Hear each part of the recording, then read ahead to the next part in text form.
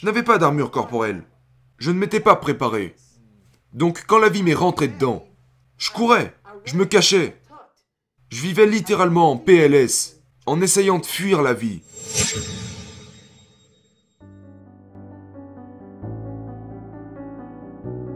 Vous dites que la plupart des gens exploitent leur potentiel à 40%. À quel pourcentage êtes-vous? Je dirais que j'exploite mon potentiel à 90%. Des fois 99%.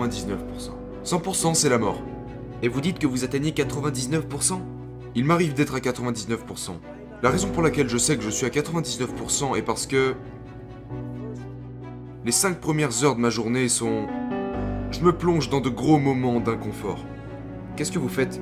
Tout d'abord, chaque matin, je me lève et... les gens pensent que j'aime courir. C'est pas le cas, tu sais. Et c'est pour ça que vous le faites? C'est pour ça que je le fais. Les gens ne comprennent pas ma mentalité. Ils pensent qu'on doit aimer quelque chose pour le faire. Non. La course a changé ma vie. Et chaque matin, je vais courir. Chaque matin, vous devez faire quelque chose que vous n'aimez pas faire.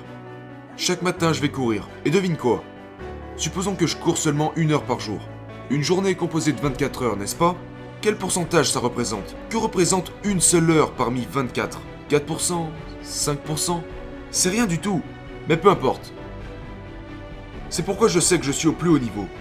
Je veux dire, quand t'as pas envie de le faire, tu sais, que c'est inconfortable. Je m'impose moi-même cette rigueur de... tous les jours, tu cours. Tu sors du lit, c'est parti. On sort du lit. C'est pourquoi la plupart des gens perdent la bataille du matin. Genre, une fois que vous quittez votre belle maison, la guerre commence. De nos jours, ça commence même avant de quitter la maison. Le téléphone sonne, les réseaux sociaux, le monde vous attaque. Si vous ne contrôlez pas ce que vous faites, de sorte à construire cette armure, donc ce que je fais le matin, c'est que je construis mon armure. Mais elle se brise toutes les nuits.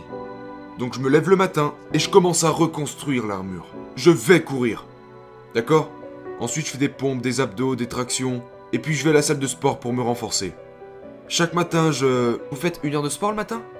Oh non, le matin je cours au moins 1h30. Ensuite je vais à la salle. Vous courez 1h30? Bien sûr. 1h30 de course? Oui. Et ensuite je vais à la salle de sport.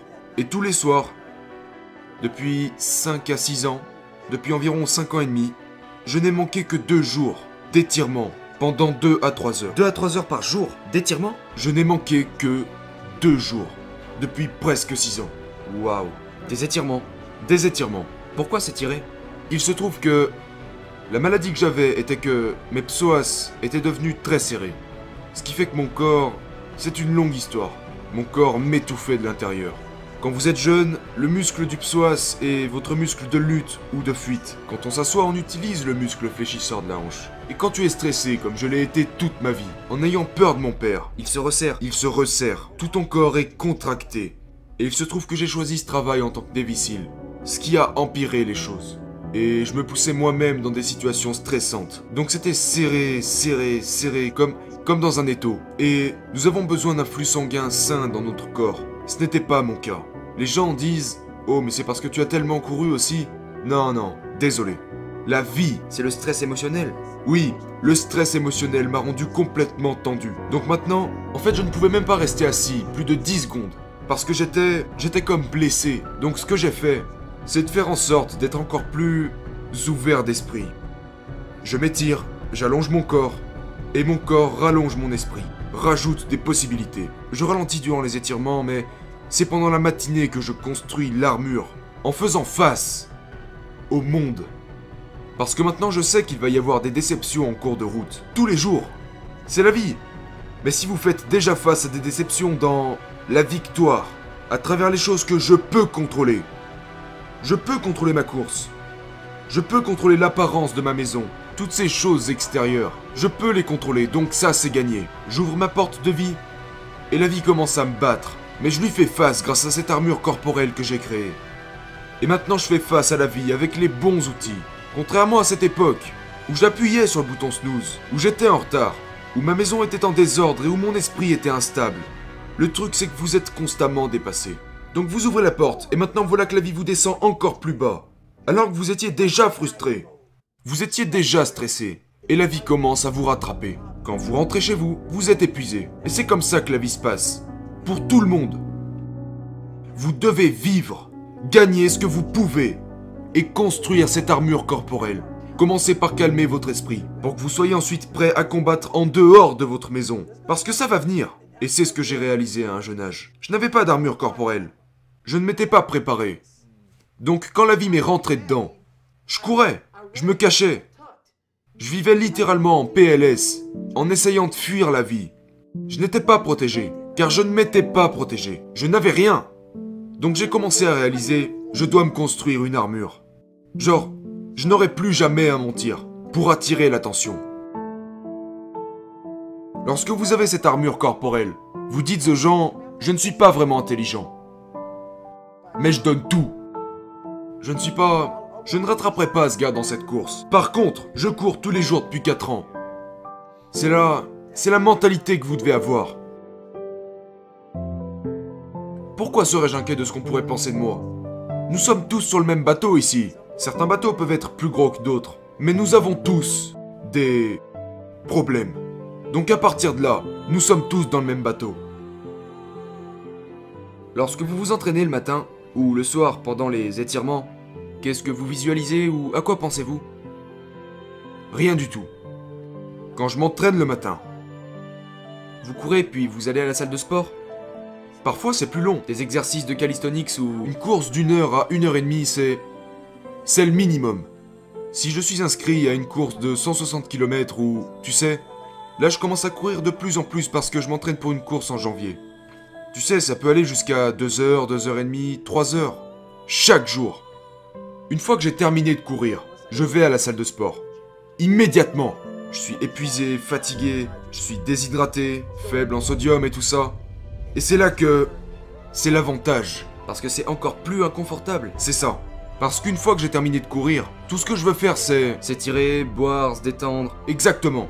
J'ai fait une longue course, j'ai chaud, je suis déshydraté. Déjà, vous ne vouliez même pas courir. C'est vrai. C'est vrai. C'est alors que... Parce que... Dans la course de la vie n'est pas censée te donner un verre d'eau juste parce que tu as soif. Et j'ai compris ça. Et encore une fois, les gens pourraient dire « Mon Dieu, mais ta vie est horrible !»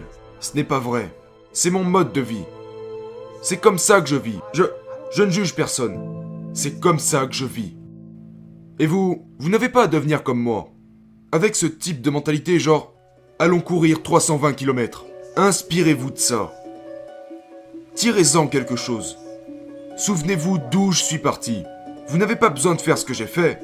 Je suis allé aussi loin car j'ai commencé à ouvrir différentes portes dans les profondeurs de mon cerveau. Mon Dieu, genre, est-ce que c'est possible? C'est possible? Si c'est possible, je vais le faire. J'ai commencé à ouvrir différents compartiments. Vous pouvez les laisser fermer. Je m'en fous. Mais si je viens sur ce podcast et que je parle de ce genre de choses, je dois vivre ce que je dis. Genre, vous venez d'un monde où vous mentiez beaucoup. Et quand ma révélation a été de faire face à toutes ces conneries, je ne peux pas te parler de quelque chose que je n'ai pas fait. Pourquoi? Parce que lorsque vous commencez à formuler ce caractère, cette éthique de travail, cette philosophie de vie, pas celle de quelqu'un d'autre, la vôtre, je ne peux pas te parler de quelque chose que je n'ai pas fait. Pourquoi? Parce que ça va me hanter. Beaucoup de gens écrivent des livres sur le développement personnel, la force mentale et toutes ces conneries. La moitié d'entre eux vivent une vie standard. La moitié d'entre eux ne font pas ce qu'ils disent. Vous devez pratiquer ce que vous prêchez. Ça doit être qui vous êtes. Voilà pourquoi quand les gens disent « Mon Dieu, quand tu parles, t'as l'air tellement passionné. » C'est parce que tu me fais revivre ma vie. Ce n'est pas une vie confortable. Cette vie a été bâtie. Cette vie est méritée. Et si les gens l'aiment, tant mieux. Sinon, tant pis. Nous avons toutes ces catégories qu'ils ont conçues. Le discours interne, la visualisation, le contrôle de l'excitation. C'est super. C'est super. Mais ça doit être un style de vie.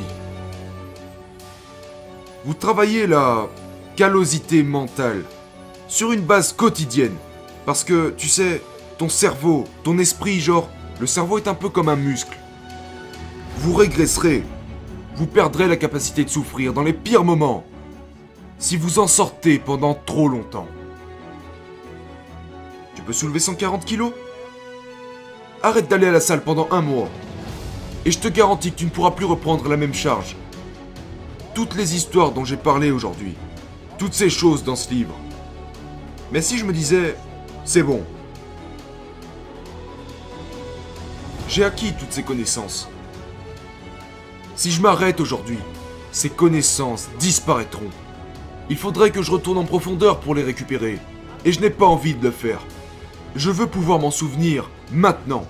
Et c'est pour ça que je fais ces choses.